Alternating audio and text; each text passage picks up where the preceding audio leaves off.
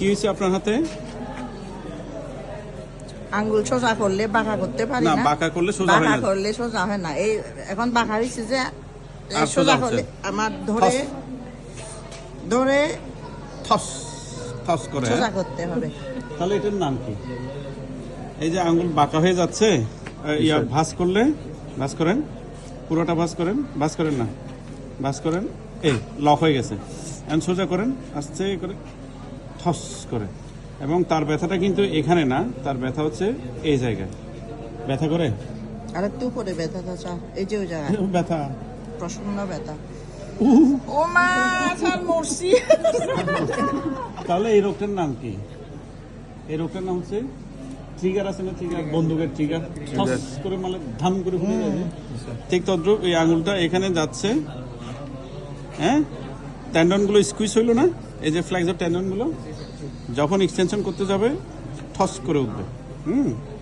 ঠিক আছে। এবং তার এখানে A1 পুলি, এই যে জাস্ট এই জায়গায় ব্যথা, এই A1 পুলিতেই তার ব্যথা।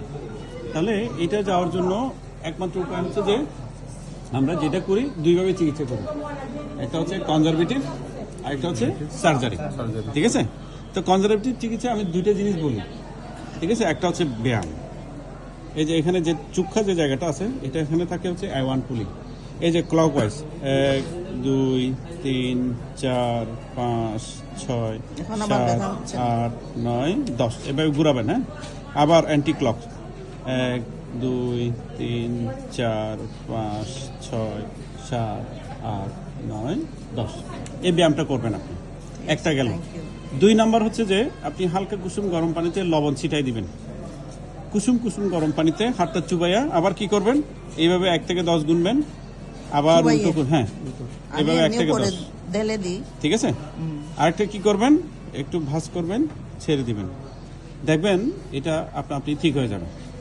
যদি কোনো কারণে না যায় তখন আমরা কি করব, সাইজ করব, সাইজ। ভয় লাগে আমার, ইনজেকশন নেব। ঠিক আছে। আরেকটা জিনিস কিন্তু স্যার আমার আঙ্গুল, আরেকটা জিনিস যেটা করি কনজারভেটিভ চিকিৎসায়, যে আমার এই ব্যায়ামে যদি কাজ না হয় তাহলে একটা ইনজেকশন দিই। ইনজেকশন দেওয়া পরবর্তী যদি তাও কাজ না হয় তখন আমরা অপারেশনে যাই, সাইজ করা লাগে তখন। ঠিক আছে। তাহলে আপনার কাজ হচ্ছে যে আগে ব্যায়াম করেন, তারপর হচ্ছে যে পরবর্তী ব্যবস্থাগুলো আমরা নিব। ঠিক আছে। Thank you okay, sir. Thank you, welcome, welcome, নমস্কার।